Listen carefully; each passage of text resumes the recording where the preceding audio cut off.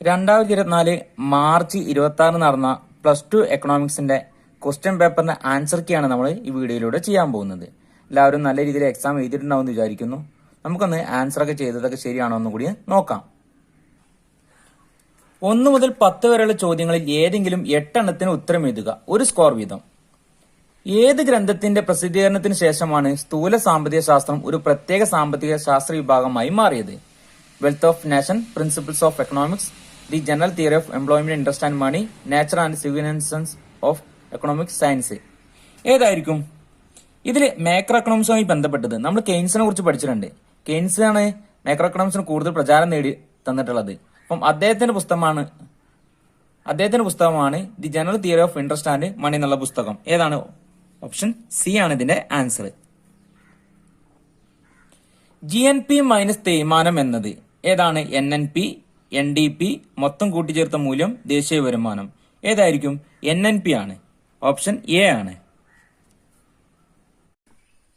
സാധാരണ വസ്തുക്കളുടെ ചോദനവക്രം വലത്തോട്ട് മാറുന്നത് നമ്മൾ പഠിച്ചിട്ടുണ്ട്. സാധാരണ വസ്തുക്കൾ അഥവാ നോർമൽ ഗുഡിന്റെ ചോദനം വലത്തോട്ട് മാറാനല്ല എന്നാണ് ചോദനം വർദ്ധിക്കാനുള്ള കാരണം, ഡിമാൻഡ് വർദ്ധിക്കാനുള്ള കാരണം എന്താണ്? എ, വരുമാനം വർദ്ധിക്കുമ്പോൾ. ശരിയാണ്. ജനസംഖ്യ വരുമ്പോൾ ഡിമാൻഡ് വർദ്ധിക്കും. അഭിരുചിയും ഇഷ്ടവും കൂടുമ്പോൾ, അല്ലെ, അഭിരുചിയും താല്പര്യം, നമ്മളെ താല്പര്യം കൂടുമ്പോൾ ഡിമാൻഡ് വർദ്ധിക്കും. താല്പര്യം കൂടിക്കഴിഞ്ഞാൽ സാധനം വില എന്താണെന്ന് പോലും നമ്മൾ നോക്കൂല. ഡി, മുകളിൽ പറഞ്ഞവയെല്ലാം. ആൻസർ ഡി ആണ്, മുകളിൽ പറഞ്ഞവയെല്ലാം. 4, ഓരോ യൂണിറ്റ് ഉൽപ്പന്നത്തിന്റെയും ചെലവ്. വിഭേദക ചെലവ്, സീമാന്ത ചെലവ്, ശരാശരി ചെലവ്, സ്ഥിര ചെലവ്. ഇവിടെ നമുക്ക് സിയും ബിയും സി ആണ് ഒരു സംശയം തോന്നാനുള്ള കാരണം ഇവിടെ എന്താണ്? ഉൽപ്പന്നത്തിന് ഓരോ യൂണിറ്റ് അധികമായിട്ട് ഉൽപ്പാദിപ്പിക്കുമ്പോൾ വരുന്ന ചെലവിന് സീമാന്ത ചെലവ് എന്ന് പറയും. എന്നാൽ ഓരോ യൂണിറ്റ് ഉൽപ്പന്നത്തിനും ചെലവ് ഏതാണ്? ശരാശരി ചെലവാണ്. 5, വിപണി വില സൂചിപ്പിക്കുന്നത് ഘടക ചെലവ് മൈനസ് തേയ്മാനം, ഘടക ചെലവ് പ്ലസ് അറ്റവരോഷ നികുതി, ഘടക ചെലവ് പ്ലസ് തേയ്മാനം, ഘടക ചെലവ് മൈനസ് അറ്റവരോഷ നികുതി. നമ്മൾ പഠിച്ചിട്ടുണ്ട്, വിപണി വിലയെ അപേക്ഷിച്ച് നോക്കുമ്പോൾ ഘടക ചെലവില് എന്തുണ്ടാവില്ല? അറ്റപരോക്ഷ നികുതി ഉണ്ടാവില്ല എന്നാണ് പറഞ്ഞിട്ടുള്ളത്. അതായത് വിപണി വില, കമ്പോള വിലയും ഘടക ചെലവും നോക്കുകയാണെങ്കിൽ ഘടക ചെലവിൽ എന്തുണ്ടാവില്ല? അറ്റപരോക്ഷ നികുതി ഉണ്ടാവില്ല. അങ്ങനെയാണെങ്കിൽ ഘടക ചെലവിനോട് കൂടി എന്ത് കൂട്ടിയാൽ മതി? അറ്റപരോക്ഷ നികുതി കൂട്ടിക്കഴിഞ്ഞാൽ നമുക്ക് എന്ത് കിട്ടും? കമ്പോള വില അഥവാ വിപണി വില നമുക്ക് കിട്ടും. ഒരു ഉൽപാദക യൂണിറ്റിന് സാധാരണ ലാഭം മാത്രം നേടുന്ന പ്രധാന വക്രത്തിലെ ബിന്ദു ഏതാണ്? ബ്രേക്ക് വിൻ ബിന്ദു അഥവാ ബ്രേക്ക് വിൻ പോയിന്റ് ആണ്. ക്യാഷ് റിസർവ് അനുപാതം 10% ആണെങ്കിൽ പണഗുണാങ്കത്തിന് മൂല്യം എത്രയായിരിക്കും?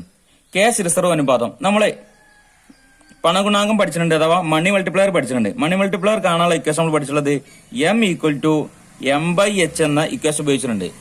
എന്നാൽ അതുപോലെ തന്നെ മറ്റൊരു ഇക്വേഷൻ പഠിച്ചിട്ടുണ്ട്, M=1/CRR എന്ന ഇക്വേഷൻ നമ്മൾ പഠിച്ചിട്ടുണ്ട്. ഇവിടെ നമ്മൾ 1/CRR എന്ന ഇക്വേഷൻ ആണ് ഉപയോഗിക്കുന്നത്. അതായത് 1/CRR ഇവിടെ ക്യാഷ് റിസർവ് അനുപാതം എത്ര തന്നിട്ടുള്ളത്? 10% തന്നിട്ടുള്ളത്. അപ്പൊ 10% ആണെങ്കിൽ എന്താണ് അത്? നമ്മൾ 0.1 എന്നാണ് നമ്മൾ ഇവിടെ മനസ്സിലാക്കേണ്ടത്. അതായത് 1/0.1 എന്ന് പറഞ്ഞു കഴിഞ്ഞാൽ എന്ത് കിട്ടും? നമുക്ക് 10 എന്ന് കിട്ടും. അപ്പൊ നമുക്ക് ഏതാണ് ആൻസർ ശരിയായിട്ടുള്ളത്? ഓപ്ഷൻ സി ആണ്. പണം ഏതാണ്? ഒരു വിനിമയ മാധ്യമം, ഒരു അക്കൗണ്ടിന്റെ യൂണിറ്റ്, അല്ലെ, എയും ബിയും ശരിയാണ്. ആൻസർ ഏതാണ്? സി ആണ്. നിസ്സംഗത വക്രത്തിന്റെ ചെരിവ്, സീമാന്ത പ്രതിസ്ഥാപന നിരക്ക്, സീമാന്ത അവസരാത്മക ചെലവ്, -P1/P2 ഇവയൊന്നുമല്ല. ഏതാണ്? സീമാന്ത പ്രതിസ്ഥാപന നിരക്ക് കൊണ്ട് -P1/P2 നമുക്ക് തോന്നാൻ സാധ്യതയുണ്ട്. എന്നാൽ -P1/P2 എന്ന് പറഞ്ഞു കഴിഞ്ഞാൽ ബഡ്ജറ്റ് ലൈനിന്റെ ചെരിവാണ്. സീമാന്ത പ്രതിസ്ഥാപന നിരക്ക് അഥവാ MRS ആണ്. എന്തെന്ന് പറഞ്ഞു കഴിഞ്ഞാൽ നിസ്സംഗത വക്രത്തിന്റെ ചെരിവ്, MRS, മാർജിനൽ റേറ്റ് ഓഫ് സബ്സ്റ്റിറ്റ്യൂഷന്. കയറ്റുമതി ഇറക്കുമതി മൂല്യങ്ങൾ തമ്മിലുള്ള വ്യത്യാസം, അടവ് സിസ്റ്റം, വ്യാപാര സിസ്റ്റം, കറണ്ട് അക്കൗണ്ട് മിച്ചം, ക്യാപിറ്റൽ അക്കൗണ്ട് മിച്ചം. ഏതാണ്? വ്യാപാര സിസ്റ്റം അഥവാ ബാലൻസ് ഓഫ് ട്രേഡ് ആണ്. അപ്പം ആദ്യത്തെ 10 മാർക്കിന്റെ ചോദ്യത്തിൽ നിങ്ങൾ 8 എണ്ണമാണ് എഴുതാൻ വേണ്ടി പറഞ്ഞിട്ടുള്ളത്. 8 നിങ്ങൾ ശരിയാക്കിയിട്ടുണ്ടാവുമെന്ന് വിചാരിക്കുന്നു. 11 മുതൽ 15 വരെയുള്ള ചോദ്യങ്ങളിൽ ഏതെങ്കിലും 4 എണ്ണത്തിന് ഉത്തരം എഴുതുക. 2 സ്കോർ വീതം. ഉൽപാദന സാധ്യതാ വക്രം എന്തെന്ന് നിർവചിക്കുക. ഇതിന് ചെരുവിനെ വിളിക്കുന്ന പേരെന്ത്? നമ്മൾ മൈക്രോ എക്കണോമിക്സിൽ 1ാമത്തെ ചാപ്റ്ററിൽ നമ്മൾ പഠിക്കേണ്ട ഉൽപാദന സാധ്യതാ വക്രം എന്ന് പറഞ്ഞു കഴിഞ്ഞാൽ ലഭ്യമായ വിഭവങ്ങളും സാങ്കേതിക വിദ്യയും പൂർണ്ണമായി ഉപയോഗിച്ച് ഒരു സമ്പദ് വ്യവസ്ഥയ്ക്ക് ഉൽപ്പാദിപ്പിക്കാൻ കഴിയുന്ന 2 സാധനങ്ങളുടെ വിവിധ അളവുകൾ യോജിപ്പിച്ച് വരയ്ക്കുന്ന രേഖാചിത്രമാണ് ഉൽപാദന സാധ്യതാ വക്രം എന്ന് പറഞ്ഞാല്. ഇതിന് നമ്മൾ ഉൽപാദന സാധ്യത പരിധി എന്നും പറയാറുണ്ട്. അപ്പൊ നിങ്ങൾ പഠിച്ചിട്ടുണ്ടായിരിക്കും ഇനി അതുപോലെ ഉൽപാദന സാധ്യത വക്രത്തിന്റെ പ്രത്യേകതകൾ നമ്മൾ പറഞ്ഞിട്ടുണ്ടായിരിക്കും. അതായത് ഇടത്തുനിന്ന് വലത്തോട്ട് ചെരിഞ്ഞിറങ്ങുന്ന കർവാണ്, കോൺകേവ് ഷേപ്പ് ആണെന്നൊക്കെ നമ്മൾ പഠിച്ചിട്ടുണ്ട് അല്ലെ, ഒന്നാമത്തെ ചാപ്റ്ററിലാണ് ഉള്ളതാണത്. അതുപോലെ തന്നെ പ്രൊഡക്ഷൻ പോസിബിലിറ്റി കർവിന്റെ ആ വളഞ്ഞിട്ടുള്ള ആകൃതി അഥവാ കോൺകേവ് ഷേപ്പ് കാണിക്കുന്ന എന്താണ്, വിഭവങ്ങളുടെ കാര്യക്ഷമവും പൂർണ്ണവുമായിട്ടുള്ള ഉപയോഗത്തെയാണ് കാണിച്ചിരിക്കുന്നത്. പ്രൊഡക്ഷൻ പോസിബിലിറ്റി കർവൊക്കെ നിങ്ങൾ കണ്ടിട്ടുണ്ടായിരിക്കും. അപ്പം എന്താണ് പ്രൊഡക്ഷൻ പോസിബിലിറ്റി കർവ് ഞാൻ പറഞ്ഞു കഴിഞ്ഞു, അതിന്റെ പ്രത്യേകതകൾ പറഞ്ഞു. അതിന്റെ ആ ഒരു ഷേപ്പിനെ പറഞ്ഞു കഴിഞ്ഞാൽ എന്താണ്, അതിനെ സൂചിപ്പിക്കുന്ന എന്താണ്, അത് വിഭവങ്ങളുടെ പൂർണ്ണവും കാര്യക്ഷമവുമായിട്ടുള്ള ഉപയോഗത്തെയാണ്. വിഭവങ്ങളുടെ പൂർണ്ണവും കാര്യക്ഷമവുമായിട്ടുള്ള ഉപയോഗത്തെയാണ്. ഒരു ഉൽപാദന യൂണിറ്റിന്റെ പ്രധാന വക്രത്തെ താഴെ പറയുന്ന ഘടകങ്ങൾ എങ്ങനെ ബാധിക്കുന്നുവെന്ന് എഴുതുക. 1. സാങ്കേതിക വിദ്യയുടെ പുരോഗതി. 2. അസംസ്കൃത വസ്തുക്കളുടെ വിലയിൽ ഉണ്ടാകുന്ന വർധനവ്. നമ്മൾ പഠിച്ചിട്ടുണ്ട് ഒരു സാധനത്തിന്റെ പ്രധാനത്തെ സ്വാധീനിക്കുന്ന ഘടകങ്ങൾ. 1. ഉൽപ്പന്നത്തിന്റെ വില. 2. സാങ്കേതിക വിദ്യ. 3. നിവേശ വിലകൾ. 4. Unit tax. ഇവയ്ക്ക് അനുകൂലമാണെങ്കിൽ സപ്ലൈ വർദ്ധിക്കും, വലിയ എന്താണ് പ്രധാനം കൂടുന്നൊക്കെ നമ്മൾ പഠിച്ചിട്ടുണ്ടായിരുന്നു. അപ്പൊ ഇവിടെ സാങ്കേതിക വിദ്യയുടെ പുരോഗതി. സാങ്കേതിക വിദ്യയുടെ പുരോഗതി എന്ന് പറഞ്ഞു കഴിഞ്ഞാൽ എങ്ങനെയാണ്, മെച്ചപ്പെട്ട സാങ്കേതിക വിദ്യ ആണെങ്കിൽ ഉൽപാദനം വർദ്ധിക്കുകയാണ് ചെയ്യുക. അപ്പൊ നമ്മൾ കണ്ടിട്ടുണ്ടായിരിക്കും ഫാക്ടറികളിൽ അല്ലെങ്കിൽ എന്താണ് മറ്റുള്ള സ്ഥലങ്ങളിലേക്ക് യന്ത്രങ്ങളുടെ കടന്നുവരോടുകൂടി എന്താണ് ഉൽപാദനം വർദ്ധിക്കുകയാണ് ചെയ്തത്. അപ്പം മെച്ചപ്പെട്ട സാങ്കേതിക വിദ്യ ആണെങ്കിൽ അത് പ്രധാനത്തെ അനുകൂലമായിട്ട് ബാധിക്കുകയാണ് ചെയ്യുക. അതായത് കുറഞ്ഞ നിവേശങ്ങളിൽ നിന്നോ അല്ലെങ്കിൽ എന്താണ് നിലവിലുള്ള നിവേശങ്ങളിൽ നിന്നോ കൂടുതൽ ഉൽപാദനം ഉണ്ടാക്കാൻ വേണ്ടി സാധിക്കും. അതായത് സാങ്കേതിക വിദ്യ മെച്ചപ്പെട്ടതാണെങ്കിൽ ഉൽപാദനം വർദ്ധിക്കാൻ കാരണമാകും. അസംസ്കൃത വസ്തുക്കളുടെ വിലയിൽ ഉണ്ടാകുന്ന വർധനവ്.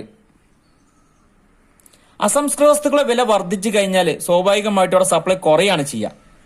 അസംസ്കൃത വസ്തുക്കളുടെ വില കുറഞ്ഞു കഴിഞ്ഞാലോ സ്വാഭാവികമായിട്ടും അവിടെ സപ്ലൈ കൂടുകയാണ് ചെയ്യുക. അപ്പം ഉൽപാദകനെ സംബന്ധിച്ച് കുറഞ്ഞ വിലയ്ക്ക് അസംസ്കൃത വസ്തുക്കൾ ലഭിച്ചു കഴിഞ്ഞാൽ അയാൾക്ക് കൂടുതൽ ഉൽപാദനം നടത്താൻ വേണ്ടി താല്പര്യം ഉണ്ടാവുകയും കൂടുതൽ വരുമാനം കിട്ടും. എന്നാൽ അസംസ്കൃത വസ്തുക്കളുടെ വില വർദ്ധിച്ചു കഴിഞ്ഞാൽ സ്വാഭാവികമായിട്ടും അത് പ്രധാനത്തെ ദോഷമായിട്ട് ബാധിക്കുകയാണ് ചെയ്യുക. കാരണം എന്താ വെച്ച് കഴിഞ്ഞാൽ സാധനങ്ങൾ വിലയിൽ വർധനം ഉണ്ടാവില്ല. അസംസ്കൃത വസ്തുക്കളുടെ വിലയിൽ വർധനം ഉണ്ടായി കഴിഞ്ഞാൽ ഉൽപാദകനെ സംബന്ധിച്ച് നഷ്ടം ഉണ്ടാവുക. അപ്പം അയാൾ എന്ത് ചെയ്യും, ഒരു പക്ഷെ സാധന വില കൂട്ടാൻ വേണ്ടി അയാൾക്ക് കഴിയണമെന്നുണ്ടാവില്ല. അങ്ങനെയാണെങ്കിൽ എന്ത് ചെയ്യും, അയാൾ സപ്ലൈ കുറച്ചിട്ട് എന്താണ് അവിടെ എന്താണ് സാധനത്തിന് അളവ് അല്ലെങ്കിൽ സപ്ലൈ കുറയ്ക്കാൻ വേണ്ടി ശ്രമിക്കുകയാണ് ചെയ്യുക. എന്നാൽ നേരെ മറിച്ച് അസംസ്കൃത വസ്തുക്കളുടെ വിലയിൽ കുറവുണ്ടായി കഴിഞ്ഞാലോ സ്വാഭാവികമായിട്ടും ഉൽപാദനം സംബന്ധിച്ച് മെച്ചാണ് ഉണ്ടാവുക. അങ്ങനെയാണെങ്കിൽ അയാൾ എന്താണ് സപ്ലൈ കൂട്ടാൻ വേണ്ടി ശ്രമിക്കുകയാണ് ചെയ്യുക. അപ്പോൾ ഒന്നാമത്തത് സാങ്കേതിക വിദ്യയുടെ പുരോഗതി എന്ന് പറഞ്ഞാൽ അനുകൂലമായിട്ട് സപ്ലൈ കൂടുകയാണ് ചെയ്യുക. എന്നാൽ അസംസ്കൃത വസ്തുക്കളുടെ വില ഉണ്ടാകുന്ന വർധനവ് എന്ന് പറഞ്ഞാൽ അത് ഉൽപാദനം സംബന്ധിച്ച് പ്രതികൂലമായിട്ട് ബാധിക്കുകയാണ് ചെയ്യുക. അപ്പോൾ അവിടെ സപ്ലൈ കുറയാണ് ചെയ്യുക. ഒരു സമ്പദ് വ്യവസ്ഥയിലെ 4 പ്രധാന മാക്രോ എക്കണോമിക് മേഖലകൾ ഏതെല്ലാമാണെന്ന് എഴുതുക. മാക്രോ എക്കണോമിക്സിന്റെ ഫസ്റ്റത്തെ ചാപ്റ്റർ, അതായത് 7ാമത്തെ ചാപ്റ്റർ നമ്മൾ പഠിച്ചിട്ടുണ്ട്. ഒരു രാജ്യത്തിന് സമ്പദ് വ്യവസ്ഥയെ സ്വാധീനിക്കുന്ന പ്രധാനമായിട്ടുള്ള 4 ഘടകങ്ങൾ. ഇവിടെ 2 മാർക്കിന്റെ ചോദ്യമായതുകൊണ്ട് ആ പോയിന്റുകൾ മാത്രം നമ്മൾ എഴുതിയാൽ മതി. ഏതൊക്കെയായിരുന്നു? 1 സ്ഥാപനങ്ങൾ, ഫേം. 2 ഹൗസ് ഹോൾഡ്, കുടുംബങ്ങൾ. 3 ഗവൺമെന്റ്. 4ാമത്തതോ ബാഹ്യമേഖല അഥവാ എക്സ്റ്റേണൽ സെക്ടർ. ഇവ എങ്ങനെയാണ് ബാധിക്കുന്നതൊക്കെ നമ്മൾ മുമ്പ് പഠിച്ചിട്ടുണ്ട്. 14ാമത്തെ ക്വസ്റ്റ്യൻ, ശേഖരവും പ്രവാഹവും തമ്മിലുള്ള വ്യത്യാസങ്ങൾ ഓരോ ഉദാഹരണങ്ങൾ സഹിതം എഴുതുക. ശേഖരവും പ്രവാഹവും നമ്മൾ പഠിച്ചിട്ടുണ്ട്. ശേഖരം എന്ന് പറഞ്ഞു കഴിഞ്ഞാൽ ഒരു പ്രത്യേക സമയത്ത് അല്ലെങ്കിൽ ഒരു നിശ്ചിത കാലയളവിൽ അളക്കാൻ കഴിയുന്നതിനാണ് നമ്മൾ എന്തെന്ന് പറയാ, ശേഖരങ്ങൾ എന്ന് പറയാം. ശേഖരവും പ്രവാഹവും എന്ന് പറഞ്ഞു കഴിഞ്ഞാൽ ചരങ്ങളാണ്, വേരിയബിൾസ് ആണ്. അപ്പൊ ശേഖരം എന്ന് പറഞ്ഞാൽ ഒരു പ്രത്യേക സമയത്തിലെ ഒരു പ്രത്യേക കാലത്ത് നമുക്ക് പെട്ടെന്ന് അളന്ന് തിട്ടപ്പെടുത്താൻ കഴിയുന്നതിന് നമ്മൾ എന്ത് പറയും, ശേഖരം എന്ന് വിളിക്കും. എന്നാൽ പ്രവാഹം എന്ന് പറഞ്ഞു കഴിഞ്ഞാൽ ഒരു നിശ്ചിത കാലയളവ് വേണ്ടി വരും, അല്ലെ കൂടുതൽ സമയം വേണ്ടി വരും. കൂടുതൽ കാലയളവ്, ഒരു നിശ്ചിത കാലയളവിൽ അളക്കാൻ കഴിയുന്നതിനാണ് നമ്മൾ എന്ത് പറയാ, പ്രവാഹം എന്ന് വിളിക്കുക. അപ്പൊ ശേഖരങ്ങളും പ്രവാഹങ്ങൾക്കും ഉദാഹരണം ചോദിച്ചു കഴിഞ്ഞാൽ നമുക്ക് എഴുതാവുന്നതാണ്. ശേഖരം എന്ന് പറഞ്ഞു കഴിഞ്ഞാൽ ഒരു വ്യക്തിയുടെ കൂലി ഏത് സമയത്ത് ചോദിച്ചാൽ നമുക്ക് പറയാൻ വേണ്ടി സാധിക്കും.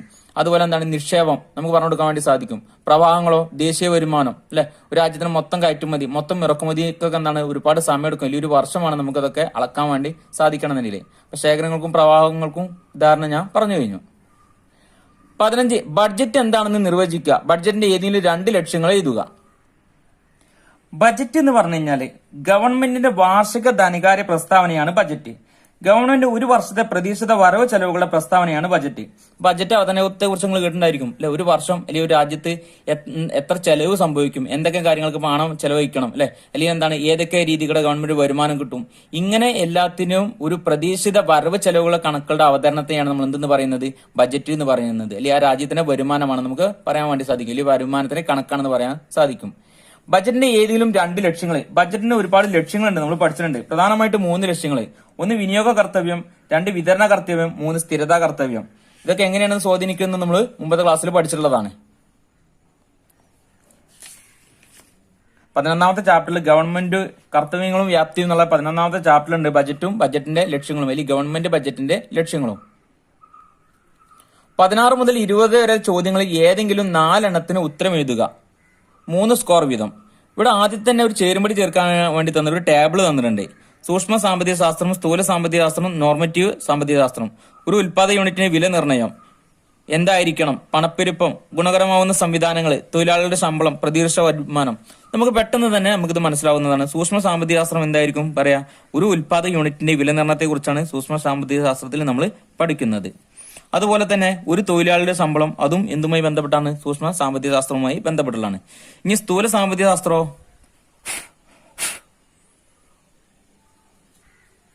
സ്ഥൂല സാമ്പത്തിക ശാസ്ത്രമോ? ഇവിടെ സ്ഥൂല സാമ്പത്തിക ശാസ്ത്രത്തിൽ നമ്മൾ പണപ്പെരുപ്പത്തെ കുറിച്ച് പഠിക്കേണ്ട ഒരു സമ്പദ് വ്യവസ്ഥയിലെ ഏറ്റവും കൂടുതൽ വലിയ കാര്യങ്ങളെ കുറിച്ചാണ് പഠിക്കുന്നത്. അപ്പൊ പണപ്പെരുപ്പം. അടുത്തതോ പ്രതിശീർഷ വരുമാനം, അല്ലെ? അതും കൂടുതലായിട്ടുള്ള ഒരു രാജ്യത്തെ സംബന്ധിക്കുന്ന കാര്യങ്ങളാണ്. എന്നാൽ നോർമറ്റീവ് എക്കണോമിക്സ് നമ്മൾ പഠിക്കുക എന്തായിരിക്കണം, അല്ലെ? നോർമറ്റീവ് എക്കണോമിക്സും പോസിറ്റീവ് എക്കണോമിക്സും നമ്മൾ പഠിച്ചിട്ടുണ്ട്. എന്തായിരിക്കണം, അതുപോലെ അതിൽ ഗുണങ്ങളെ കുറിച്ചും ദോഷങ്ങളെ കുറിച്ചാണ് നമ്മളവിടെ ചർച്ച ചെയ്യുന്നത്. നിങ്ങളിത് എല്ലാവരും ശരിയാക്കിയിട്ടുണ്ടാവുമെന്ന് വിചാരിക്കുന്നു. 17 ആവശ്യങ്ങൾ സാക്ഷാത്കരിക്കാനുള്ള സാധനങ്ങളുടെ കഴിവിനെ സൂചിപ്പിക്കുന്ന പദം എഴുതുക. ബി ഇതിന്റെ ഏതെങ്കിലും 2 പ്രത്യേകതകൾ എഴുതുക. ആവശ്യങ്ങൾ സാക്ഷാത്കരിക്കാനുള്ള സാധനങ്ങളുടെ കഴിവ്, അല്ലെ? അതായത് ഒരു വസ്തു നമ്മൾ ഉപയോഗിക്കുമ്പോൾ അതിന് നമുക്കൊരു സംതൃപ്തി കിട്ടുകയാണെങ്കിൽ അതിനെ നമ്മൾ എന്ത് പറയും? യൂട്ടിലിറ്റി അഥവാ ഉപയുക്തത എന്ന് പറയും. ഇതിന്റെ ഏതെങ്കിലും 2 പ്രത്യേകതകൾ. യൂട്ടിലിറ്റിന്റെ പ്രത്യേകതകൾ, ഉപയോക്തയുടെ പ്രത്യേകതകൾ എന്ന് പറഞ്ഞു കഴിഞ്ഞാൽ എന്താണ്? നമുക്കെന്താണ്, ചില വസ്തുക്കൾ കുറച്ച് വയ്ക്കുമ്പോൾ കൂടുതൽ സംതൃപ്തി ലഭിക്കും. എന്നാൽ എന്താണ്, കൂടുതൽ വയ്ക്കും അത് സംതൃപ്തി കുറഞ്ഞു വരികയാണ് ചെയ്യുക.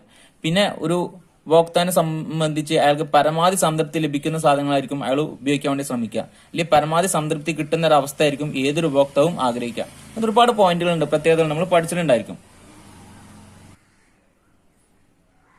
AR, MR ഇവ തമ്മിലുള്ള വ്യത്യാസം എഴുതുക. AR, MR തമ്മിലുള്ള വ്യത്യാസം എന്താണ്? AR എന്ന് പറഞ്ഞു കഴിഞ്ഞാൽ വിറ്റ ഉൽപ്പന്നത്തിന്റെ ഓരോ യൂണിറ്റിൽ നിന്നുള്ള വരുമാനമാണ് AR അഥവാ ശരാശരി വരുമാനം എന്ന് പറഞ്ഞാൽ. എന്നാൽ MR എന്ന് പറഞ്ഞു കഴിഞ്ഞാലോ ഒരു അധിക യൂണിറ്റ് ഉൽപ്പന്നം വിൽക്കുമ്പോൾ മൊത്തം വരുമാനത്തിലുള്ള മാറ്റത്തെയാണ് സീമാന്ത വരുമാനം അഥവാ MR എന്ന് പറഞ്ഞു കഴിഞ്ഞാല്. അപ്പം AR, MR തമ്മിലുള്ള വ്യത്യാസം മനസ്സിലായി. AR എന്ന് പറഞ്ഞാൽ എന്താണ്? വിറ്റ ഉൽപ്പന്നത്തിന്റെ ഓരോ യൂണിറ്റിൽ നിന്നും നമുക്ക് ലഭിക്കുന്ന വരുമാനമാണ് എന്തെന്ന് പറഞ്ഞു കഴിഞ്ഞാല് AR എന്ന് പറഞ്ഞു കഴിഞ്ഞാൽ. MR എന്ന് പറഞ്ഞു കഴിഞ്ഞാലോ നമ്മൾ അധികമായിട്ട് അല്ലെങ്കിൽ ഒരു നിശ്ചിത യൂണിറ്റ് അധികം വിൽക്കുമ്പോൾ ലഭിക്കുന്ന വരുമാനത്തെയാണ് നമ്മൾ എന്തെന്ന് പറയാ? MR എന്ന് പറയുന്നത്. ഇനി ARന് MRന് സവിശേഷതകൾ നമ്മൾ പഠിച്ചിട്ടുണ്ട്. AR എന്താണ്? ആദ്യം വർദ്ധിക്കുകയും പിന്നീട് കുറയുകയും ചെയ്യും. എന്നാൽ MR എന്താണ്? ആദ്യം വർദ്ധിക്കുകയും പിന്നീട് കുറയുകയും ചെയ്യും. എന്നാൽ MR പൂജ്യവും നെഗറ്റീവും ആകും. AR ഒരിക്കലും പൂജ്യമോ നെഗറ്റീവോ ആകില്ല. ഇതാണ് ഇതിന്റെ വ്യത്യസ്ത തമ്മിലുള്ള സവിശേഷത പറഞ്ഞിട്ടുള്ളത്. ഇനി അടുത്ത് AR = P ആണെന്ന് തെളിയിക്കുക. അപ്പം AR = P ആണെന്ന് തെളിയിക്കൽ എങ്ങനെയാണ്? AR കാണാനുള്ള സമവാക്യം എന്തായിരുന്നു? AR = TR/Q ആണ് AR കാണാനുള്ള സമവാക്യം. എന്നാൽ TR എന്ന് പറഞ്ഞു കഴിഞ്ഞാൽ TR കാണാൻ എങ്ങനെയാണ്? TR = P × Q ആണ്. സാധാരണ വില ഇൻറ്റു അളവാണ് TR കാണാനുള്ള സമവാക്യം. അങ്ങനെ TRന് പകരം നമ്മൾ ഇവിടെ എന്ത് ചെയ്താം? P × Q എന്ന് എഴുതും /Q. അങ്ങനെ നോക്കുമ്പോൾ ചിന്ത ചെയ്താൽ മതി. ഇവിടെ Qയും Qയും ക്യാൻസൽ ചെയ്യാം. ബാക്കി എന്തോളൂ? P ഉള്ളൂ. അതായത് AR = എന്തായിരിക്കും? P ആയിരിക്കും. നമ്മൾ പഠിച്ചിട്ടുള്ളതാണ്. 2 മേഖലകൾ മാത്രമുള്ള ഒരു മാതൃകയിലെ വരുമാനത്തിന്റെ ചാക്ര പ്രവാഹം കാണിക്കുന്ന ചിത്രം വരയ്ക്കുക. നമ്മൾ പഠിച്ചിട്ടുണ്ട്. മാക്രോ എക്കണോമിക്സിനെ 8ാമത്തെ ചാപ്റ്ററിൽ ദേശീയ വരുമാനം കണക്കാക്കൽ, നാഷണൽ ഇൻകം അക്കൗണ്ടുകൾ നമ്മൾ പഠിച്ചിട്ടുണ്ട്. ഏതാണ്? വരുമാനത്തിന് ചാക്രിക പ്രവാഹം കാണിക്കുന്ന ചിത്രം നമ്മൾ വരയ്ക്കാൻ പഠിച്ചിട്ടുണ്ട്. ഇവിടെ ചിത്രം തന്നിട്ടുണ്ട്. 2 മേഖലകൾ മാത്രം. കുടുംബങ്ങളുണ്ട്, ഉൽപാദന സ്ഥാപനങ്ങളുണ്ട്. കുടുംബങ്ങളിൽ നിന്ന് ഉൽപാദന സ്ഥാപനങ്ങളിലേക്കും ഉൽപാദന സ്ഥാപനങ്ങളിൽ നിന്ന് കുടുംബങ്ങളിലേക്കുമുള്ള സാധന സേവനങ്ങളുടെയും അതുപോലെ പണത്തിന് ഒഴുക്കാണ് കാണിച്ചിരിക്കുന്നതാണ് ഏതാണ്? വരുമാനത്തിന് ചാക്രിക പ്രവാഹം അഥവാ ദ്വിമേഖലാ സമ്പദ് വ്യവസ്ഥയിൽ നമ്മൾ പഠിച്ചിട്ടുള്ളതാണ്. നിങ്ങളിത് വരച്ചിട്ടുണ്ടാവും വിചാരിക്കുന്നു. 20ാമത്തെ ക്വസ്റ്റ്യൻ, എന്താണ് ഉപഭോഗധർമ്മം? ബി താഴെ നൽകിയിട്ടുള്ള ഉപഭോഗധർമ്മത്തിന്റെ സൂത്രവാക്യത്തിൽ C എന്നിവ എന്തെന്ന് തിരിച്ചറിയുക. എന്താണ് ഉപഭോഗധർമ്മം? ഉപഭോഗധർമ്മം എന്ന് പറഞ്ഞു കഴിഞ്ഞാൽ ഉപഭോഗവും വരുമാനവും തമ്മിലുള്ള ബന്ധത്തെ ഉപഭോഗധർമ്മം എന്ന് വിളിക്കും. ഉപഭോഗവും വരുമാനം കൂടുമ്പോൾ ഉപഭോഗം കൂടുകയും വരുമാനം കുറയുമ്പോൾ ഉപഭോഗം കുറയുകയും ചെയ്യും. അങ്ങനെയാണ് ഇവ തമ്മിലുള്ള ബന്ധത്തെയാണ് നമ്മൾ എന്തെന്ന് വിളിക്കുക? ഉപഭോഗധർമ്മം എന്ന് വിളിക്കുന്നത്. താഴെ നൽകിയിട്ടുള്ള ഉപഭോഗധർമ്മത്തിന്റെ സൂത്രവാക്യത്തിൽ നിന്നും C എന്നിവ എന്തെന്ന് തിരിച്ചറിയുക. C എന്ന് പറഞ്ഞാൽ മൊത്തം ഉപഭോഗം, C എന്ന് പറഞ്ഞാൽ സ്വതന്ത്ര ഉപഭോഗം, പ്ലസ് CY എന്ന് പറഞ്ഞാലോ വരുമാനത്തിനനുസരിച്ചുള്ള ഉപയോഗം. അതായത് ഈ സീനെ നമ്മൾ എന്താന്ന് പറയാ, MPC എന്ന് പറയാം. അപ്പൊ സി ബാർ എന്ന് പറഞ്ഞാൽ സ്വതന്ത്ര ഉപഭോഗം, വരുമാനം ഉണ്ടെങ്കിലും ഇല്ലെങ്കിലും നമ്മുടെ ഉപഭോഗം നടക്കും. ഇപ്പൊ ഒരു വ്യക്തിയെ സംബന്ധിച്ച് അയാൾക്ക് ഇന്ന് തൊഴിലില്ലാന്ന് വെച്ചിട്ട് അയാൾ വീട്ടിലേക്ക് ആവശ്യമുള്ള സാധനങ്ങൾ വാങ്ങാതിരിക്കില്ല, പോയി എന്താണ് എന്തെങ്കിലും കടം വാങ്ങുമെങ്കിലും ചെയ്യും. അപ്പൊ സി ബാർ എന്ന് പറഞ്ഞാൽ സ്വതന്ത്ര ഉപഭോഗം. ഇവിടെ CY എന്നുള്ളതിന് എന്താണ്, MPC, സീമാന്ത ഉപഭോഗ പ്രവണത. സി എന്ന് പറഞ്ഞു കഴിഞ്ഞാൽ എന്താണ്, MPC ആണ് സൂചിപ്പിക്കുന്നത്, MPC. എന്നാൽ സി ബാർ എന്ന് പറഞ്ഞു കഴിഞ്ഞാലോ സ്വതന്ത്ര ഉപഭോഗം അഥവാ ഓട്ടോണോമസ് കൺസപ്ഷൻ. 21 മുതൽ 25 വരെയുള്ള ചോദ്യങ്ങൾ ഏതെങ്കിലും 4 എണ്ണത്തിന് ഉത്തരം എഴുതുക. 4 സ്കോർ വീതം. ഒരു ഉപഭോക്താവ് 5 കിലോഗ്രാം സവാള കിലോ 1-ന് 30 രൂപ ക്രമത്തിൽ വാങ്ങി. വില 40 ആയി വർദ്ധിച്ചപ്പോൾ 2 കിലോഗ്രാം മാത്രം വാങ്ങി. ചോദനത്തിന്റെ വില ഇലാസ്തികത കണ്ടുപിടിക്കുക. ഒരു സാധനത്തിന്റെ ചോദന വില ഇലാസ്തികത സ്വാധീനിക്കുന്ന ഏതെങ്കിലും 2 ഘടകങ്ങൾ എഴുതുക. ഒരു ഉപഭോക്താവ് 5 കിലോഗ്രാം സവാള കിലോ 1-ന് 30 രൂപ ക്രമത്തിൽ വാങ്ങി. വില 40 ആയി വർദ്ധിച്ചപ്പോൾ 2 കിലോഗ്രാം മാത്രമേ വാങ്ങിയിട്ടുള്ളൂ. എന്നാൽ ഇവിടെ ഇലാസ്തിക ചോദനം കണ്ടെത്താനുള്ള സമവാക്യം എന്താണ്, delta Q by delta P into P by Q. അങ്ങനെയാണെങ്കിൽ ആദ്യം ഡെൽറ്റ ക്യൂ കണ്ടെത്തണം, ഡെൽറ്റ പി അതുപോലെ പി ക്യൂ എന്നൊക്കെ നമ്മൾ കണ്ടെത്തണം. ഒരു ഉപഭോക്താവ് 5 കിലോഗ്രാം സവാള അല്ലെ 5 കിലോഗ്രാം, അതായത് ആദ്യം അയാള് എത്ര കിലോഗ്രാം ആണ് വാങ്ങിയത്, 5 കിലോഗ്രാം സവാളയാണ് വാങ്ങിയത്. അതായത് ക്യൂ, സാധനത്തിന്റെ അളവ് ക്യൂ എത്രയാണ് ഇവിടെ 5. കിലോ 1-ന് 30 രൂപ ക്രമത്തില്, കിലോ 1-ന് അതായത് സാധനങ്ങളുടെ വില അല്ലെ, സവാളക്ക് വില എത്രയാണ്, പി ഈക്വൽ ടു എന്താണ് 30 രൂപയാണ്. 30 രൂപ ക്രമത്തിൽ വാങ്ങി. വില 40 രൂപയായി വർദ്ധിച്ചപ്പോൾ വിലയിലുണ്ടായ മാറ്റം ഉണ്ടായി. അതായത് വിലയിൽ എന്ത് മാറ്റം ഉണ്ടായി, ഡെൽറ്റ പി എന്ന് പറഞ്ഞ വിലയിലെ മാറ്റം എത്രയായി വർദ്ധിച്ചത്, 30-ൽ നിന്ന് 40 രൂപയായി വർദ്ധിച്ചു. അതായത് 40 മൈനസ് 30 എന്ത് കിട്ടും നമുക്ക്, 10 എന്ന് കിട്ടും. അതായത് ഡെൽറ്റ പി 40 മൈനസ് 30 എത്രയാണ്, 10 ആണ്. അപ്പം ഡെൽറ്റ പി നമുക്ക് എന്ത് കിട്ടി, 10 എന്ന് കിട്ടി. ഇനി ഡെൽറ്റ ക്യൂ പറഞ്ഞ സാധനത്തിന്റെ അളവ് 5 കിലോഗ്രാമിൽ നിന്ന് 2 കിലോഗ്രാം മാത്രമേ വാങ്ങി. അപ്പം ആദ്യം എത്ര ആയിരുന്നു ഉണ്ടായിരുന്നത്, 5 കിലോഗ്രാം ആയിരുന്നു. ഇപ്പൊ എത്ര വാങ്ങണുള്ളൂ, 2 വാങ്ങണുള്ളൂ. അതായത് എത്രയാണ് മാറ്റം വന്നത്, 3. ഡെൽറ്റ ക്യൂ എന്ന് പറഞ്ഞാൽ എത്രയാണ് നമുക്ക് കിട്ടിയുള്ളത്, 3 എന്ന് കിട്ടി. ഇനി നമ്മൾ ഈ പ്രോബ്ലം ചെയ്ത് നോക്കുകയാണ്. ഡെൽറ്റ ക്യൂ നമുക്ക് എന്താ കിട്ടിയത് ഇവിടെ, delta Q 3 by delta P എന്ത് കിട്ടി നമുക്ക്, 10 ഇൻറ്റു പി എന്താണ് കിട്ടിയുള്ളത്, ആദ്യത്തെ വില 30 ബൈ ക്യൂ അളവ് എത്രയാണ് 5. നമുക്ക് ചെയ്ത് നോക്കാം. 3 ഇൻറ്റു 30 എത്ര കിട്ടും നമുക്ക്, 90 ബൈ 10 ഇൻറ്റു 5 50. 0 ക്യാൻസൽ ചെയ്തു. 9 ബൈ 5, 9-ൽ 5 എത്ര പ്രാവശ്യം പോകും, 9 ബൈ 5 എത്ര, 9-ൽ 5 എത്ര പ്രാവശ്യം പോകും, 1.8. 1.8 എന്ന് പറഞ്ഞു കഴിഞ്ഞാൽ ഇലാസ്തികത എന്തായിരിക്കും, 1-നേക്കാൾ കൂടുതലാണ്. അതായത് ഇലാസ്തികത 1-നേക്കാൾ കൂടുതലാണെങ്കിൽ അതായിരിക്കും എന്തായിരിക്കും, ഇലാസ്തിക പ്രധാനമായിരിക്കും കിട്ടുക. അപ്പൊ നമ്മളിവിടെ ചെയ്ത് വളരെ സിമ്പിൾ ആയിട്ടുള്ള ഒരു ചോദ്യമായിരുന്നു. ഹ്രസ്വ കാലയളവിലെ ഏതെങ്കിലും 4 ഉൽപാദന ചെലവുകളുടെ പേരുകൾ സൂത്രവാക്യങ്ങൾ സഹിതം എഴുതുക. 22ാമത്തെ ക്വസ്റ്റ്യൻ നമ്മൾ 8 മാർക്കിന് വരുമെന്ന് വിചാരിച്ചിട്ടുണ്ടായിരുന്ന ഒരു ചോദ്യമായിരുന്നത്. ഹ്രസ്വ കാലയളവിൽ നമ്മൾ ചെലവുകളെ കുറിച്ച് പഠിച്ചിട്ടുണ്ട്. TFC, TVC, TC, AFC, AVC, SMC ഒക്കെ നമ്മൾ പഠിച്ചിട്ടുണ്ട്. അതിൽ ഏതെങ്കിലും 4 എണ്ണം ഇതാനാണ് പറഞ്ഞത്, അവയുടെ സൂത്രവാക്യങ്ങൾ എഴുതാൻ വേണ്ടി പറഞ്ഞിട്ടുണ്ട്. ആദ്യം ഏതാണ്, TFC കണ്ടാൽ എങ്ങനെയാണ്, TC മൈനസ് TVC. ഇനി അടുത്തേതാണ് TVC കണ്ടാൽ എങ്ങനെയാണ്, TC മൈനസ് TFC. ഇനി TC കാണാൻ എങ്ങനെയാണ്, TVC പ്ലസ് TFC. ഇനി അടുത്തേതാണ് AVC എങ്ങനെ കാണുക, TVC ബൈ Q. അപ്പൊ 4 ഇനി AFC എങ്ങനെ കാണുക, AFC equal to TFC by Q. ഇനി SMC എങ്ങനെ കാണുക, SMC equal to delta TC by delta Q. അപ്പൊ നമ്മൾ എല്ലാത്തിനും ഇക്വേഷനും പറഞ്ഞു. 4 പറഞ്ഞുള്ളൂ, TFC, TVC, TC, AVC ആയാൽ തന്നെ 4. ബാക്കി 2 എക്സ്ട്രാ പറഞ്ഞതുള്ളൂ. നിങ്ങൾക്ക് ഏതാണ് ഇതിൽ ശരിയായതെന്ന് അല്ലെങ്കിൽ ഏതാണ് നിങ്ങൾ എഴുതിയെന്ന് പറയാൻ പറ്റില്ല. അതുകൊണ്ടാണ് ഞാൻ പറഞ്ഞിട്ടുള്ളത്. പൂർണ്ണ കിടമത്സര കമ്പോളത്തിന്റെ സവിശേഷതകൾ എഴുതുക. നമ്മൾ പഠിച്ചിട്ടുണ്ട് പൂർണ്ണ കിടമത്സര കമ്പോളം 4ാമത്തെ ചാപ്റ്റർ, മൈക്രോ എക്കണോമിക്സ് 4ാമത്തെ ചാപ്റ്ററിലാണ് പഠിച്ചിട്ടുള്ളത്. വളരെയധികം വാങ്ങുന്നവരും വിൽക്കുന്നവരും ഉണ്ടായിരിക്കും. എല്ലാ ഉൽപാദന സ്ഥാപനങ്ങളും ഉൽപ്പാദിപ്പിക്കുന്ന സാധനം ഏകജാതീയമായിരിക്കും. കമ്പോള സ്ഥിതിയെക്കുറിച്ച് പൂർണ്ണ അറിവുണ്ടായിരിക്കും. ഉൽപാദന ഘടകങ്ങൾക്കും സാധനങ്ങൾക്കും പൂർണ്ണ ചലന സ്വാതന്ത്ര്യം ഉണ്ടായിരിക്കും. സ്ഥാപനങ്ങൾക്ക് എപ്പോൾ വേണമെങ്കിലും കമ്പോളത്തിലേക്ക് പ്രവേശിക്കാനും വിട്ടുപോകാനും പൂർണ്ണ സ്വാതന്ത്ര്യം ഉണ്ടായിരിക്കും. സാധനങ്ങൾക്ക് പൂർണ്ണ ഇലാസ്തിക ചോദനമായിരിക്കും. ഗവൺമെന്റ് നിയന്ത്രണമില്ല, വിൽപ്പന ചെലവില്ല. ഇതിനെക്കുറിച്ചൊക്കെ നമ്മൾ പഠിച്ചിട്ടുള്ളതാണ്. അതായത് പൂർണ്ണ കിടമത്സര കമ്പോളത്തിന്റെ സവിശേഷതകൾ. 24ാമത്തെ ക്വസ്റ്റ്യൻ, താഴെ നൽകിയിട്ടുള്ള വിവരങ്ങളിൽ നിന്നും സമ്പദ് വ്യവസ്ഥയിലെ സന്തുലിത വരുമാനം കണ്ടുപിടിക്കുക. സ്വാശ്രിത ചെലവ് A ബാർ ഈക്വൽ 90 കോടി, MPC 80% കൊടുത്തിട്ടുണ്ട്. അല്ലെങ്കിൽ ഒരു സമ്പദ് വ്യവസ്ഥയിൽ സന്തുലിത വരുമാനം നിർണ്ണയിക്കുന്ന വിധം ചിത്രത്തിന്റെ സഹായത്താൽ വിശദമാക്കുക. സന്തുലിത വരുമാനം കണക്കാക്കാൻ വേണ്ടി നമ്മൾ പഠിച്ചിട്ടുണ്ട് Y സ്റ്റാർ അല്ലെ. Y star equal to A bar by 1 - C എന്ന ഇക്വേഷൻ ഉപയോഗിച്ച് നമ്മൾ സന്തുലിത വരുമാനം കണക്കായിട്ടുള്ളത്. ഇവിടെ Y സ്റ്റാർ നമ്മൾ കണ്ടെത്തണം. A ബാർ നമുക്ക് എത്രയാണ് തന്നിട്ടുള്ളത്? 90 കോടിയാണ്. അപ്പൊ 90 ബൈ 1 മൈനസ് അല്ലെ MPC എത്ര തന്നത്? 80% എന്നാണ്. 80% എന്ന് പറഞ്ഞു കഴിഞ്ഞാൽ എന്താണ്? ഇപ്പം MPC MPS കൂടി കൂട്ടിക്കഴിഞ്ഞാൽ നമ്മൾ പഠിച്ചിട്ടുണ്ട് MPC plus MPS equal to 1 ആണെന്ന് പഠിച്ചിട്ടുണ്ട്. അപ്പൊ MPC 80% എന്ന് പറഞ്ഞു കഴിഞ്ഞാൽ 0.8 എന്നാണ് നമ്മൾ മനസ്സിലാക്കേണ്ടത്. അപ്പൊ നമ്മൾ ചെയ്തു നോക്കുക. 90 ബൈ 1 0.8 കുറച്ച് കഴിഞ്ഞാൽ എന്ത് കിട്ടും? 0.2. 90 ബൈ 0.2. 90 ആയിരിക്കണം 0.2 എന്ന് പറഞ്ഞാൽ എന്താ നമുക്ക് ആൻസർ കിട്ടുക? 450 എന്ന് നമുക്ക് ഇതിനെ ആൻസർ കിട്ടുന്നതാണ്. ഒരു സമ്പദ് വ്യവസ്ഥയിൽ സന്തുലിത വരുമാനം നിർണ്ണയിക്കുന്ന ചിത്രമാണ് അവിടെ തന്നിട്ടുള്ളത്. ഇവിടെ A ബാർ എന്ന് പറഞ്ഞാൽ സ്വതന്ത്ര ചെലവാണ്. ഇവിടെ നിങ്ങോട്ട് പോകുന്ന AD കർവ് കൊടുത്തിട്ടുണ്ട്, AS കർവ് കൊടുത്തിട്ടുണ്ട്. എന്നാൽ ഒരു സന്തുലിതാവസ്ഥയില് ഒരു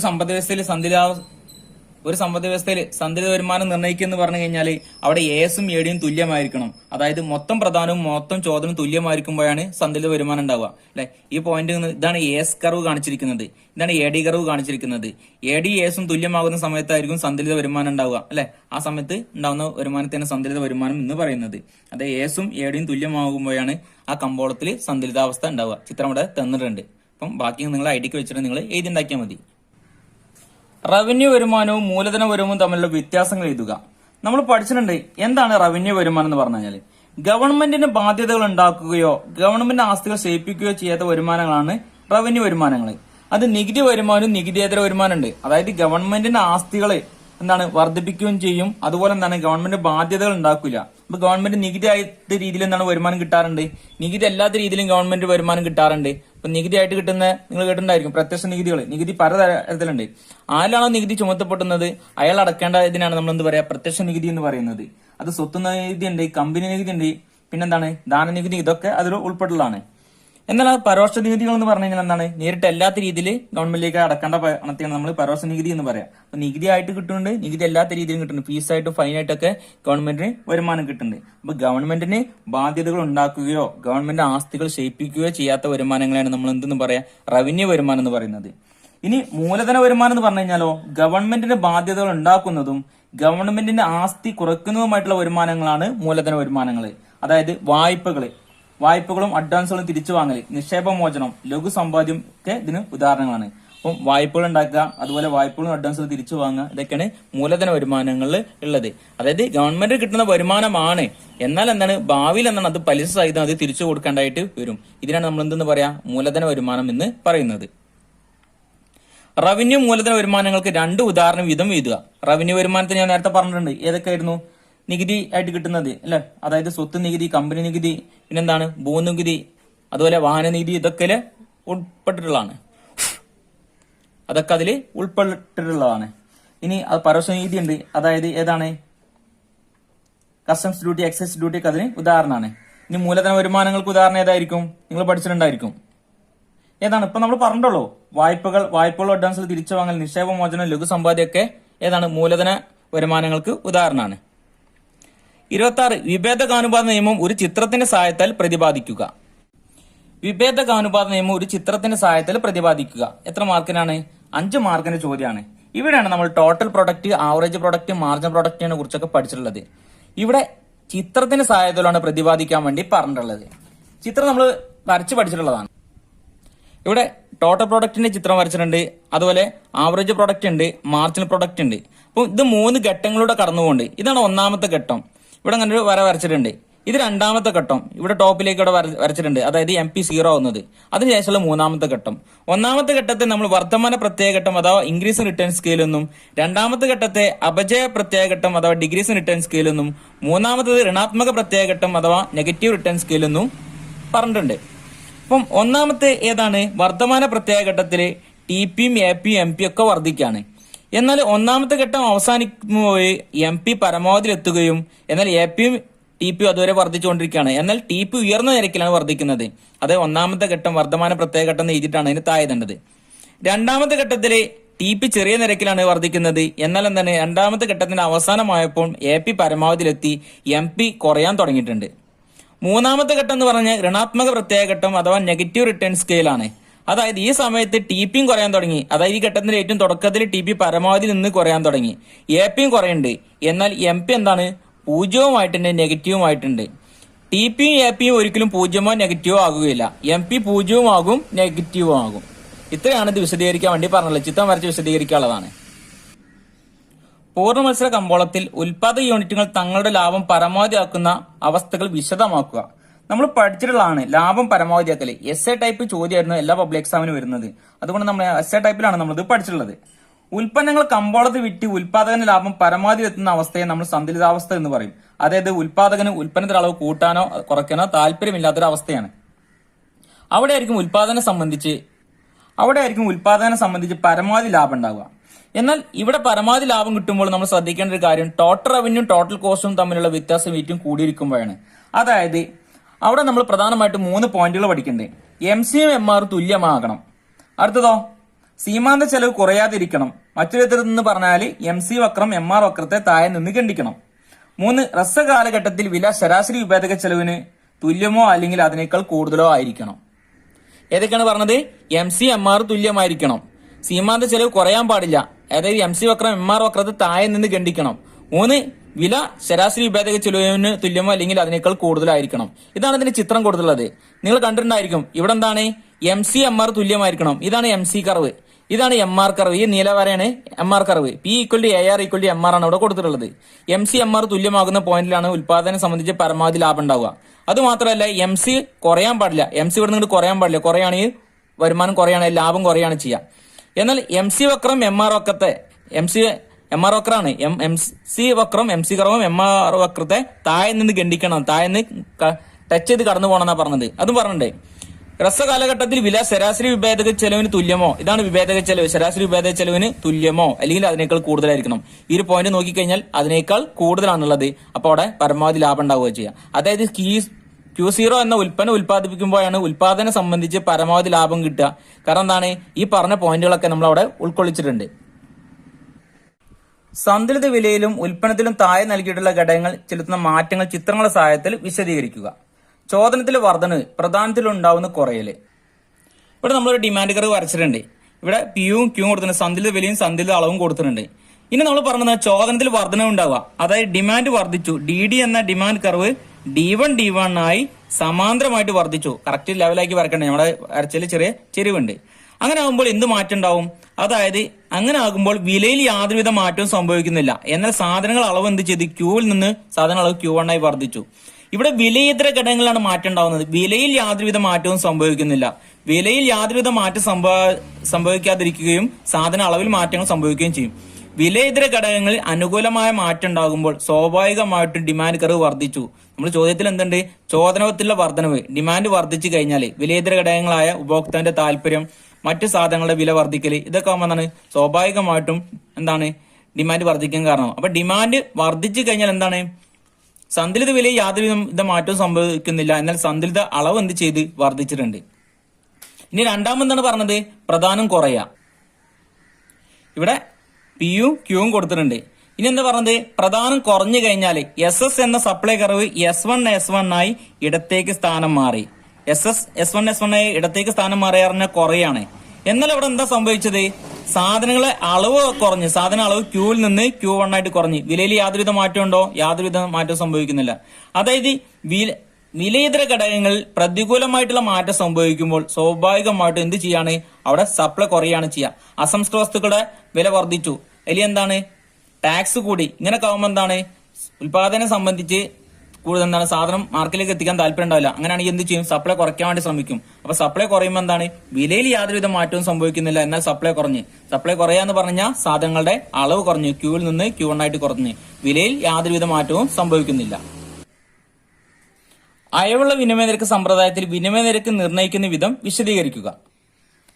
മാക്രോ എക്കണോമിക്സിന്റെ 12ാമത്തെ ചാപ്റ്ററാണ് നമ്മൾ പഠിക്കുന്നത്. വിനിമയ നിരക്കിനെ കുറിച്ച് പഠിക്കുന്നത്. വിനിമയ നിരക്ക് പ്രധാനമായിട്ട് 3 രീതിയിലുണ്ട്. ഒന്ന് അയവുള്ള വിനിമയ നിരക്ക്, രണ്ടാമത്തത് സ്ഥിര വിനിമയ നിരക്ക്, മൂന്നാമത്തത് മാനേജൽ ഫ്ലോട്ടിംഗ് വിനിമയ നിരക്ക് എന്ന് അറിയപ്പെടും. അങ്ങനെ 3 തരത്തിലുള്ള വിനിമയ നിരക്കുകളുണ്ട്. ഒന്നാമത്തത് അയവുള്ള വിനിമയ നിരക്ക്. അയവുള്ള വിനിമയ നിരക്കിനെ നമ്മൾ ഫ്ലോട്ടിംഗ് വിനിമയ നിരക്കും എന്നും പറയാറുണ്ട്. വിദേശ കറൻസിക്കുള്ള ചോദനവും പ്രദാനവും ചേർന്നാണ് ഫ്ലോട്ടിംഗ് വിനിമയ നിരക്ക് നിശ്ചയിക്കുന്നത്. അയവുള്ള വിനിമയ നിരക്ക് നിർണ്ണയിക്കുന്നതിൽ കേന്ദ്ര ബാങ്ക് ഇടപെടുന്നില്ല. അതായത് കമ്പോളത്തിലെ ചോദന പ്രധാന ശക്തികൾ ചേർന്നതാണ് വിനിമയ നിരക്ക് നിശ്ചയിക്കുന്നത്. വിദേശ കറൻസിക്കുള്ള ചോദനവും വിനിമയ നിരക്കുമായി നെഗറ്റീവായിട്ടാണ് ബന്ധപ്പെട്ടിരിക്കുന്നത്. അതിനാൽ വിദേശ കറൻസിയുടെ ചോദന വക്രം താഴേക്ക് ചെരിഞ്ഞിരിക്കുകയാണ് ചെയ്യുക. അപ്പൊ വിനിമയ നിരക്ക് അഥവാ അയവുള്ള വിനിമയ നിരക്ക് എന്താണെന്ന് നിങ്ങൾക്ക് മനസ്സിലായിട്ടുണ്ടായിരിക്കും. അതായത് കമ്പോളത്തിലെ ഡിമാൻഡ് സപ്ലൈ ആണ് വിനിമയ നിരക്ക് നിശ്ചയിക്കുന്നതെങ്കിൽ അതിന് നമ്മൾ എന്താണ് പറയാ, അവിടെ അയവുള്ള വിനിമയ നിരക്ക് എന്ന് പറയും. അവിടെ ആരും ഇടപെടുന്നില്ല, കേന്ദ്ര ബാങ്ക് ഇടപെടുന്നില്ല. 31 മുതൽ 33 വരെ ചോദ്യങ്ങളിൽ ഏതെങ്കിലും രണ്ടെണ്ണത്തിന് ഉത്തരം എഴുതുക. 8 സ്കോർ വീതം. നിസ്സംഗത വക്രങ്ങളുടെ ഏതെങ്കിലും 3 പ്രത്യേകതകൾ എഴുതുക. നിസ്സംഗത വക്രങ്ങളുടെ പ്രത്യേകത നമ്മൾ പഠിച്ചിട്ടുണ്ട്. നിസ്സംഗത വക്രം ഇടത്തുനിന്ന് വലത്തോട്ട് ചെരിഞ്ഞിറങ്ങുന്ന കർവായിരിക്കും. 2 കോൺവെക്സ് ഷേപ്പ് ആയിരിക്കും. 3 ഉയർന്ന തലത്തിലെ നിസ്സംഗത വക്രങ്ങൾ ഉയർന്ന സംതൃപ്തിയെ പ്രതിനിധാനം ചെയ്യും. 4 നിസ്സംഗത വക്രങ്ങൾ ഒരിക്കലും പരസ്പരം കൂട്ടിമുട്ടുകയില്ല. ഇവിടെ ഏതെങ്കിലും 3 എഴുതാനാണ് പറഞ്ഞത്. അതായത് മുകളിലേക്ക് പോകും തോറും മുകളിലത് കൂടുതൽ സംതൃപ്തിയെ പ്രതിനിധാനം ചെയ്യണം. IC1, IC2, IC3 എന്നൊക്കെ നമ്മൾ പഠിച്ചിട്ടുണ്ടായിരുന്നു.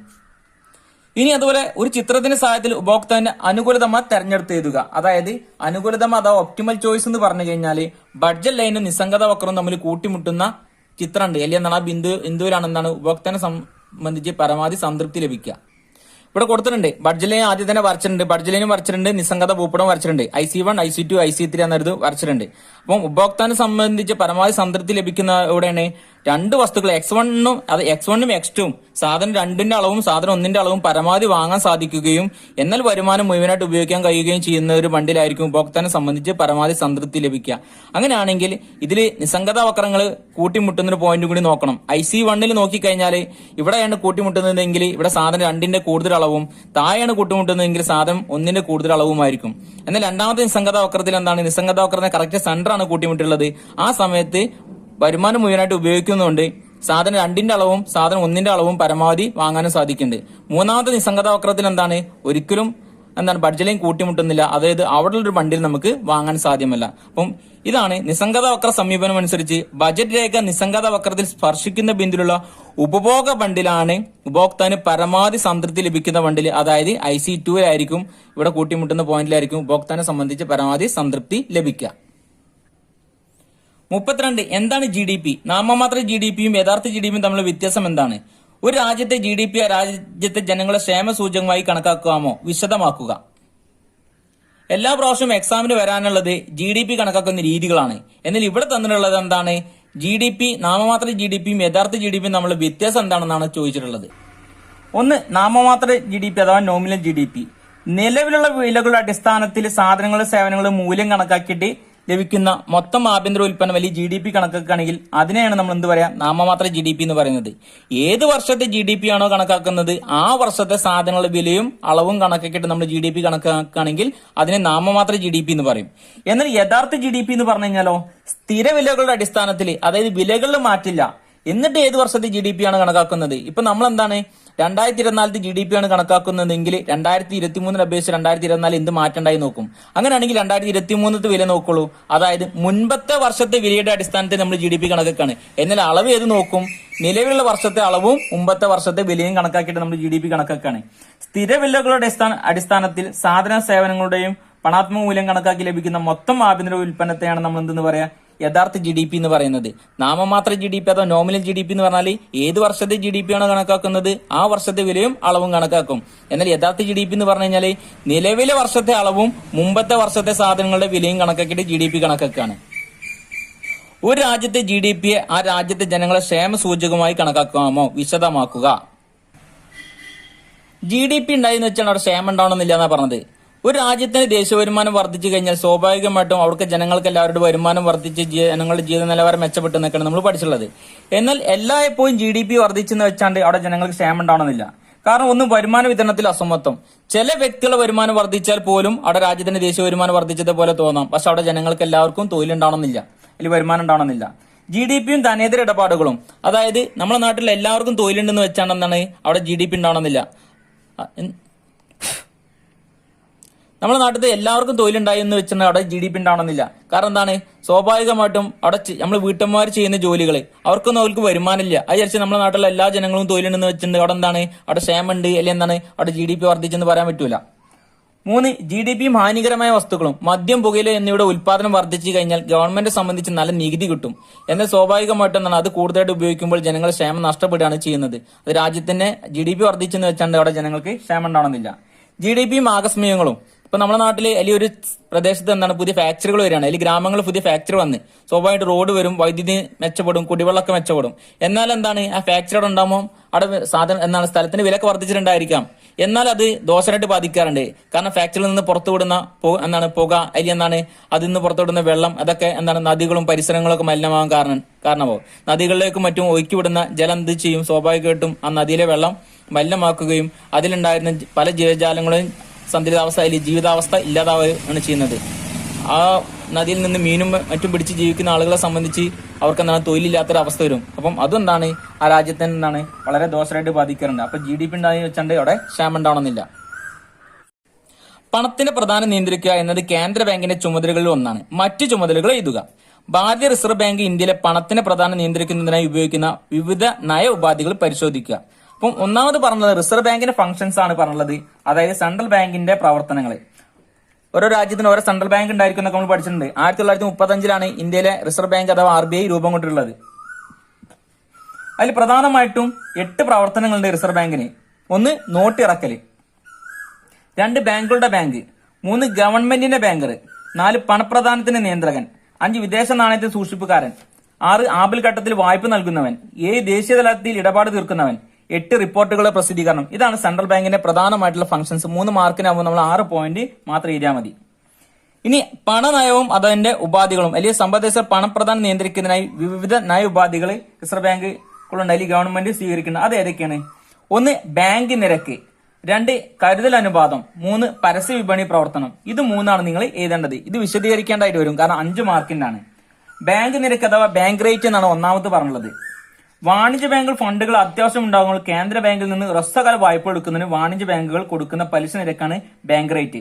അത് കേന്ദ്ര ബാങ്ക് നിരക്ക് വർദ്ധിപ്പിക്കുമ്പോൾ വായ്പ പലിശ നിരക്ക് കൂടുകയും വായ്പയുടെ അളവ് കുറയുകയും ചെയ്യുന്നു. അതുപോലെ ബാങ്ക് നിരക്ക് കുറയ്ക്കുമ്പോൾ വായ്പ പലിശ നിരക്ക് കുറയ്ക്കുകയും വായ്പയുടെ അളവ് വർദ്ധിക്കുകയും ചെയ്യുന്നു. ഇതിന് നമ്മൾ repo rate, reverse repo rate എന്നൊക്കെ നമ്മൾ പഠിച്ചിട്ടുണ്ട്. 3 രണ്ടാമത് കരുതൽ അനുപാതം അഥവാ റിസർവ് റേഷ്യോ, CRRഉം SLRഉം. നാണ്യപ്പെരുപ്പ് കാലത്ത് CRR, SLR എന്നിവ വർദ്ധിപ്പിച്ച് വായ്പയുടെ ലഭ്യത കുറച്ച് പണപ്രധാനം കുറയ്ക്കുന്നു. നേരെ മറിച്ച് പണ ചുരുക്കകാലത്താണെങ്കിൽ CRR, SLR എന്നിവർക്ക് കുറച്ച് പണപ്രധാനം വർദ്ധിപ്പിക്കുകയാണ്.